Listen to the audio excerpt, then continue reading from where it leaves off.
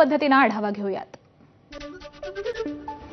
माजी मुख्यमंत्री आणि शिवसेना प्रमुख उद्धव ठाकरे आज पत्रकार परिषद घेणार आहेत। गेल्या काही दिवसांपासून मतदार याद्यांविरोधात महाविकास आघाडी आणि मनसेसह डावे पक्ष चांगलेच आक्रमक झाल्याचं पाहायला मिळत आहे। अनेक भागात दुबार मतदान झाल्यानं निवडणूक आयोगानं मतदार यादीतील दुरुस्ती करावी, त्यानंतर निवडणुका घ्याव्यात या मागणीवरती आजही विरोधक ठाम आहेत। अशातच उद्धव ठाकरेंनी काल पदाधिकाऱ्यांची बैठक घेतली आणि त्यांना मतदारसंघातील याद्यांची पडताळणी करण्याबाबत सूचना केल्या।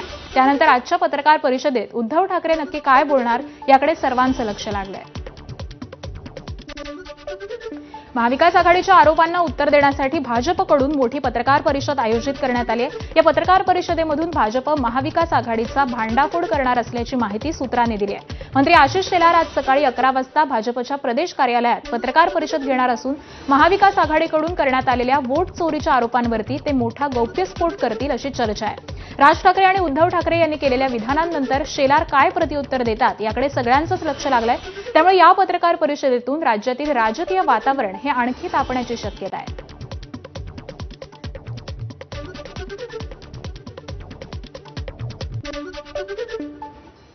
आणि यानंतर आताची एक ब्रेकिंग बातमी जाणून घेऊयात। अनिल अंबानी समूहाची 3084 कोटींची मालमत्ता ही जप्त करण्यात आलेली आहे। अनिल अंबानी ग्रुपच्या 40हून अधिक मालमत्ता ह्या ईडीकडून जप्त करण्यात आल्या आहेत।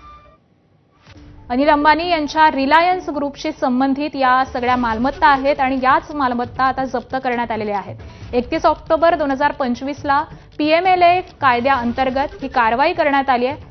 मुंबईतील वांद्रे इथल्या पाली हिलमधील घरावरती देखील ईडीनं टाच मारलेली आहे। दिल्लीतल्या रिलायन्स सेंटरवर देखील कारवाई करण्यात आली आहे। तर दिल्ली, नोएडा, गाझियाबाद, मुंबई, पुणे, ठाणे, हैदराबाद आणि चेन्नई या शहरांमध्ये ही कारवाई करण्यात आली आहे।